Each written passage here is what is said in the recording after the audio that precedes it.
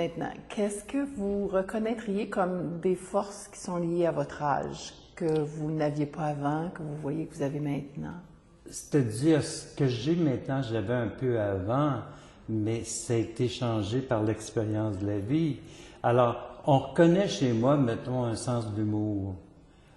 Dans le service que je rends, l'humour peut être très, très, très intéressant, très utile. Et puis les gens aiment ça parler avec moi, puis ils rient, puis ils ont du plaisir. Alors j'ai un peu le sens de l'humour. Ça dédramatise. Parce que la vie est toujours un petit peu tragique, là. Il faut y mettre de l'humour. Disons qu'avec l'expérience de la vie, je suis davantage à l'écoute. Je suis peut-être plus tolérant, plus patient. Je comprends mieux les gens. Je comprends mieux les bobos des autres. Bon, ça, je suis pas bien d'accord sur ça, des fois. Je pense que j'ai développé une certaine sagesse en vieillissant, parce que moi, j'ai jamais été malade. Je suis jamais allé à l'hôpital, je vais avoir 70 ans. Puis, je pense que ce qui m'apporte ça, parce que en étant occupé, tu n'as pas le temps de penser à être malade. Puis moi, depuis que je travaille ici, là, je pense que ça fait 8 ans, mais je sais pas, en 8 ans, j'ai manqué 10 jours. Ce que ça veut dire que j'ai pas été malade, je prends pas de médicaments, ces choses-là. Ben, je me dis, ça me garde en santé. D'abord, avec mes maladies, que vous savez, c'est de me battre pour ne pas me laisser aller. Et j'ai beaucoup plus je prends beaucoup plus de décisions. Et lorsqu'ils sont pris, je crois que j'ai assez réfléchi. Alors donc, c'est peut-être les forces que j'ai acquises de ne pas hésiter, parce que dans quoi que ce soit que je m'embarque, je vais jusqu'au bout. Je n'embarque pas la moitié et je donne des fois plus que 100% de moi-même. Ça, c'est dans ma nature. Alors, j'adore faire ça. C'est correct. Ça fait partie de ma vie. Je suis responsable de mon bonheur. Et ce bonheur-là, les personnes y contribuent. Correct? Puis, avec le centre, je trouve que je me suis fait des bonnes connaissances.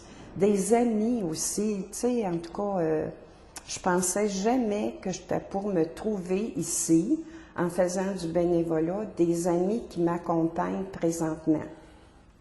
Je me sens plus en forme que quand j'avais 50 ans, parce que sans doute il y a le fait que je travaille beaucoup moins, ça c'est bien sûr, même si je suis un retraité, je dirais, hyperactif, mais il reste quand même que c'est quand même pour le plaisir, c'est-à-dire que la seule, je dirais deux choses.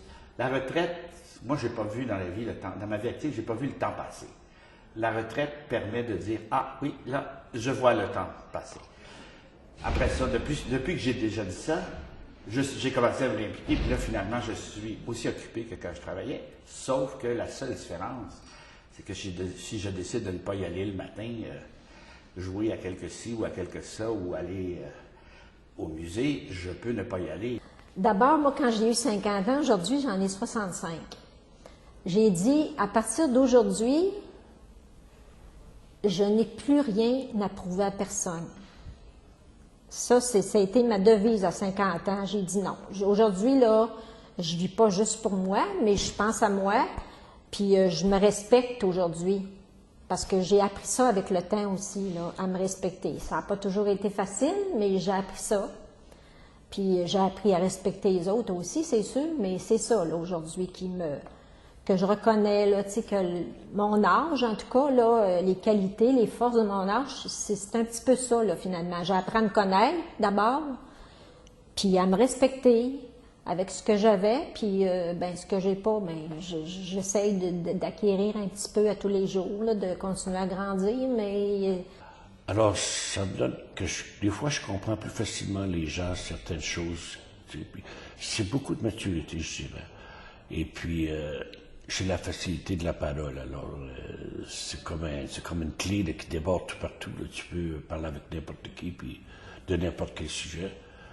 Je pense que c'est ça que l'âge m'a apporté. Et puis que tu as appris à pas penser, à regarder quelqu'un puis dire, ah, le juger tout de suite.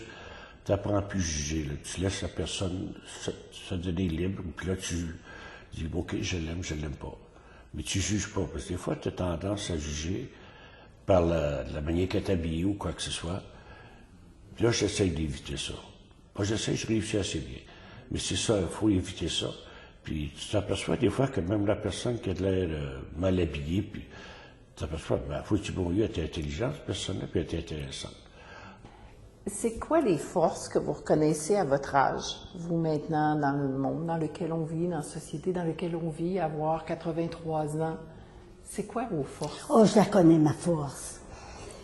Ma force à moi, là, j'en parle même à des jeunes de 40 ans, c'est de faire de la prévention, de commencer avant le temps à, si tu n'as pas la forme, comment peux-tu faire du bénévolat?